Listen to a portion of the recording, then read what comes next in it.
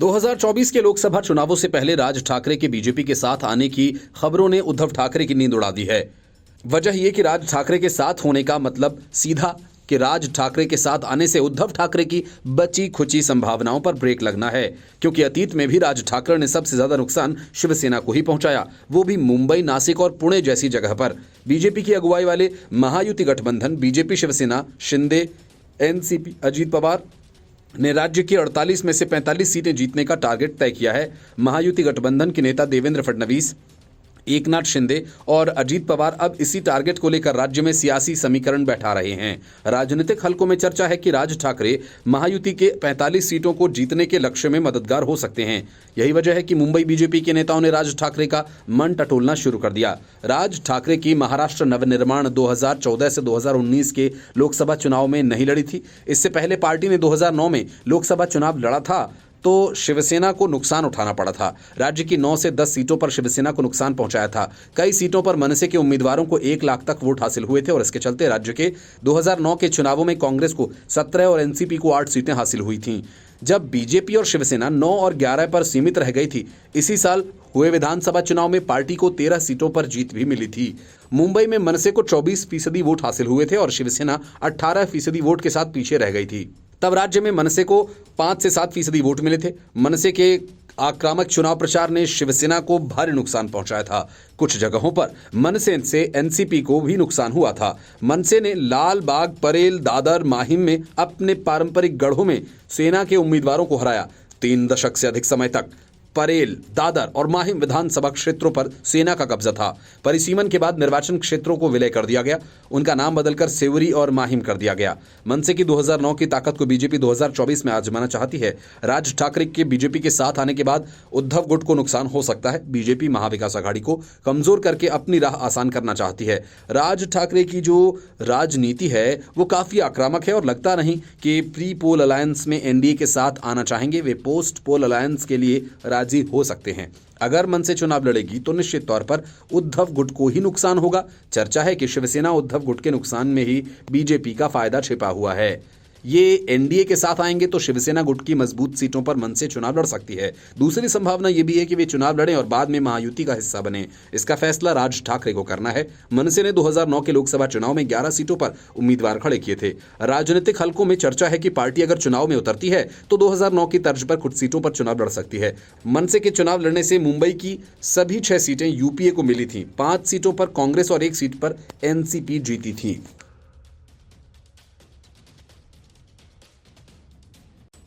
अखिलेश यादव ने भी आखिरकार कांग्रेस से अपने रास्ते अलग कर लिए। अब किसी तरह के समझौते से इनकार कर दिया। इससे बंगाल, बिहार, पंजाब, जम्मू कश्मीर के बाद यूपी में भी कांग्रेस को झटका लगा है। यूपी की सबसे बड़े विपक्षी दल समाजवादी पार्टी ने कांग्रेस के साथ गठबंधन की बातचीत को खत्म कर दिया। अखिलेश यादव ने सोमवार को ही कांग्रेस को आखिरी ऑफर देते हुए 17 सीटें देने की बात कही थी और इन सीटों में मुरादाबाद और संभल भी शामिल नहीं थे, जिन पर कांग्रेस दावेदारी कर रही थी। कांग्रेस ने जब इस लिस्ट पर सहमति नहीं जताई तो फिर अखिलेश यादव ने भी सख्त रुख अपना लिया। अब दोनों दल लोकसभा चुनाव में अकेले ही उतरेंगे और इस बीच अखिलेश यादव ने फैसला किया कि वो राहुल गांधी की भारत जोड़ो न्याय यात्रा में भी शामिल नहीं होंगे। उन्हें रायबरेली में राहुल गांधी की जनसभा में जाना था, लेकिन सीटों पर फैसला न होने के बाद उन्होंने इरादा बदल लिया। अब वे सपाई भी राहुल गांधी की यात्रा से लौटने लगे हैं, जो बात बनने की उम्मीद में वहां पहुंचे थे। हालांकि अखिलेश यादव ने पहले ही साफ कर दिया था कि यात्रा में वे तभी जाएंगे जब दोनों दलों के बीच सीट शेयरिंग को लेकर समझौता हो जाए। सूत्रों के अनुसार अखिलेश यादव की ओर से 17 सीटों का ऑफर मिला था, लेकिन कांग्रेस की मांग थी कि इनमें मुरादाबाद और संभल को भी शामिल किया जाए। कांग्रेस को सीटों की संख्या से इतनी परेशानी नहीं थी, लेकिन कुछ खास सीटों को इन 17 में शामिल करने की मांग थी। कांग्रेस को लगता है कि मुस्लिम बाहुल्य सीटों पर वो जीत हासिल कर सकती है। ऐसे में इन सीटों पर उसे ही मौका मिलना चाहिए। इनमें सबसे अहम सीट मुरादाबाद की है, जिस पर कांग्रेस दावेदारी कर रही है। वहीं अखिलेश यादव ये सीट कांग्रेस को देना नहीं चाहते। दरअसल मुस्लिम वोट बैंक को लेकर सपा की क्या राय है कि कांग्रेस को वो तभी मिल सकता है जब सपा कमजोर हो, लेकिन दूसरे समुदायों का वोट मिलना कांग्रेस के लिए मुश्किल है। सपा रणनीतिकारों की राय है कि मुस्लिम और ओबीसी का गठजोड़ उसे फायदा देता है।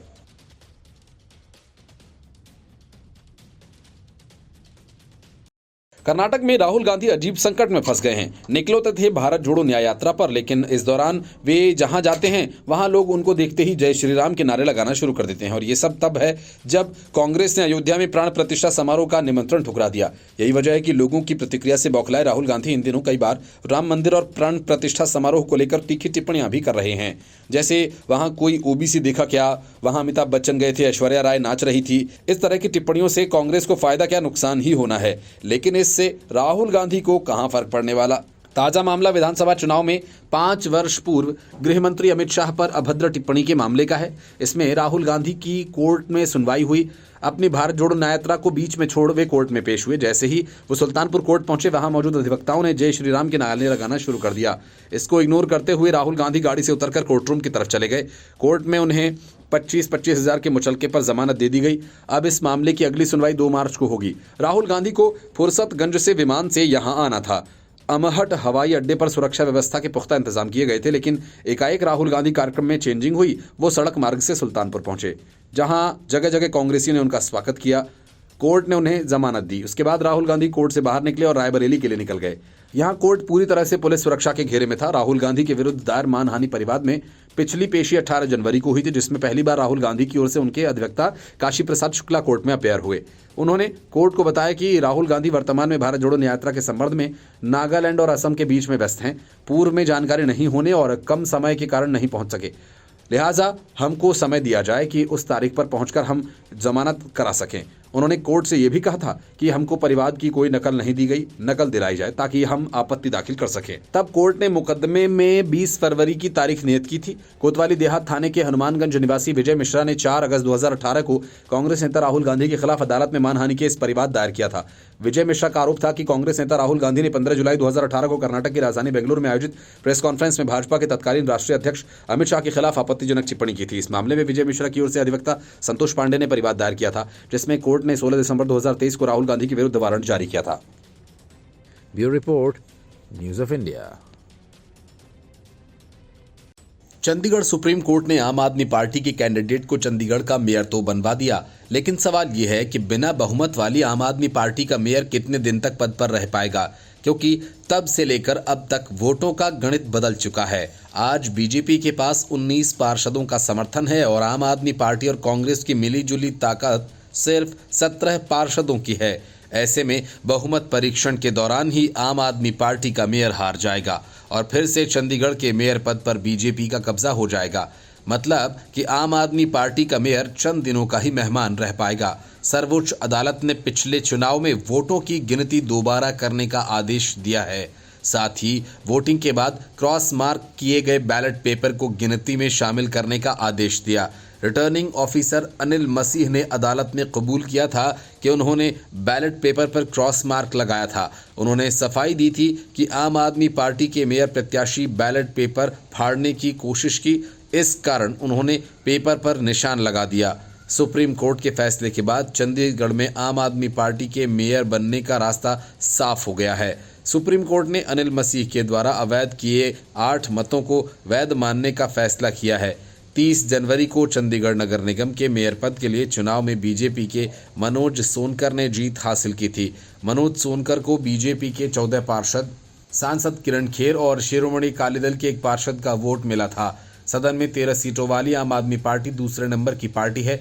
पार्टी के उम्मीदवार कुलदीप टीटा को कांग्रेस के 7 पार्षदों ने भी वोट दिया था, मगर रिटर्निंग अफसर अनिल मसीह ने बैलेट पर क्रॉस मार्क लगे होने के कारण 8 वोटों को निरस्त कर दिया था। इससे बीजेपी कैंडिडेट मनोज सोनकर ने 4 वोटों से जीत हासिल की।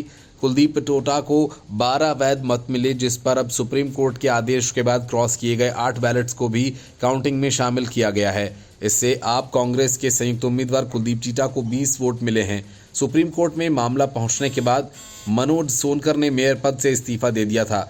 बदले समीकरण का एक दूसरा पहलू भी है। 2 दिन पहले तक चंडीगढ़ नगर निगम में बहुमत आम आदमी पार्टी और कांग्रेस गठबंधन के पास था। चंडीगढ़ नगर निगम में बीजेपी के पास 14 पार्षद थे। आपके 3 पार्षद पूनम देवी, नेहा मुसावट और गुरचरण काला बीजेपी में शामिल होने के बाद बीजेपी के पास 17 पार्षद हैं। उसे शिरोमणि अकाली दल के एक पार्षद का भी समर्थन हासिल है। इसके अलावा बीजेपी के पास सांसद किरण खेर का भी वोट है। इस तरह 35 सदस्यों वाले सदन में बीजेपी को 19 सदस्यों का वोट मिल सकता है। चंडीगढ़ नगर निगम में बहुमत का आंकड़ा 19 है। 2016 से चंडीगढ़ में बीजेपी का मेयर पद पर कब्जा रहा है। Bureau Report, News of India.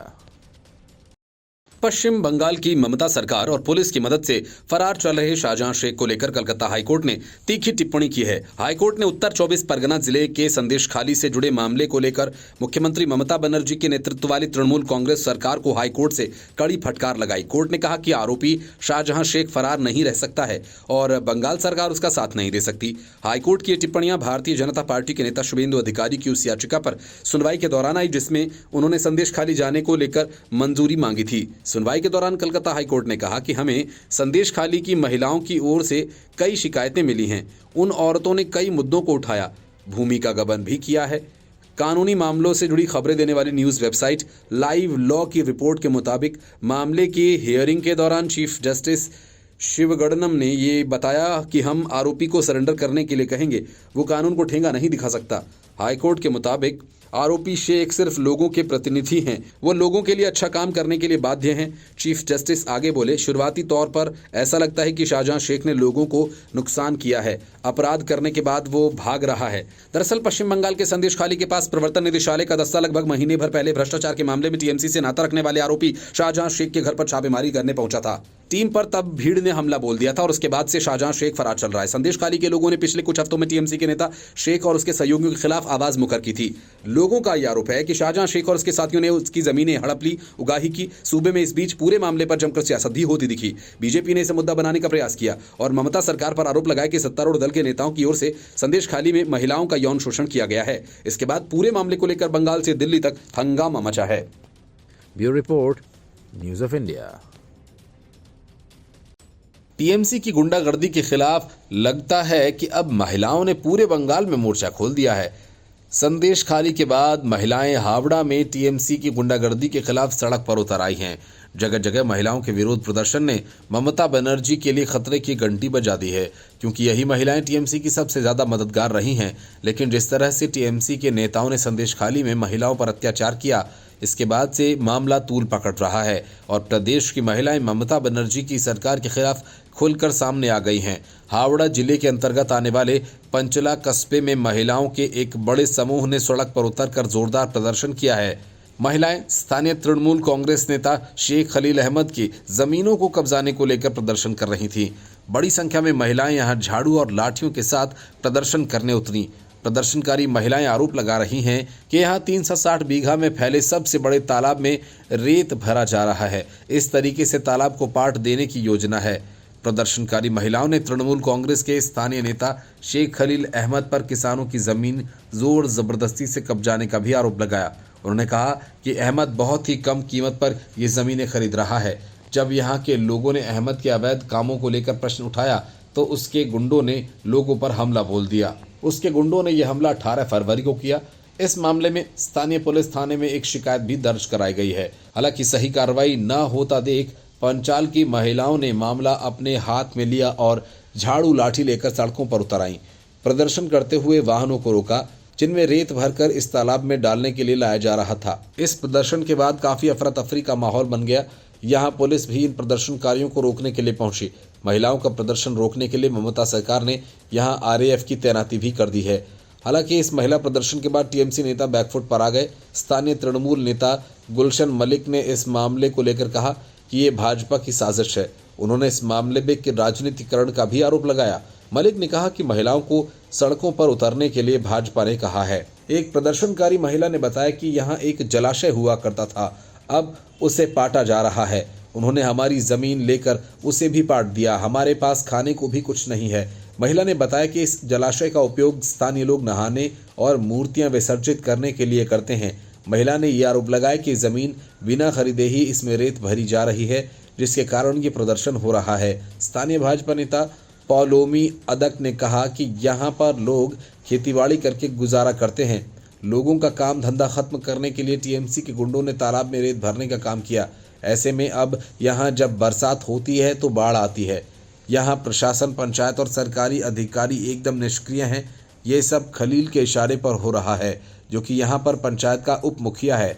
Bengal के ही संदेश खाली से महिलाओं के यौन उत्पीड़न का अलावा जमीन कब्जाने के मामले भी सामने आए हैं। इसका आरोप शेख शाहजहां और उसके 2 गुर्गों शिबू हाजरा, उत्तम सरदार पर लगा है। यहाँ भी महिलाओं ने इनके खिलाफ उतरकर प्रदर्शन किया और उनकी संपत्तियों को तहस नहस किया। इन महिलाओं पर तृणमूल कांग्रेस के नेताओं ने भी हमला किया, लेकिन पुलिस ने बीच बचाव करने की जहमत तक नहीं उठाई। इसके बाद यहाँ धारा 144 लगा दी गई। Bureau Report, News of India.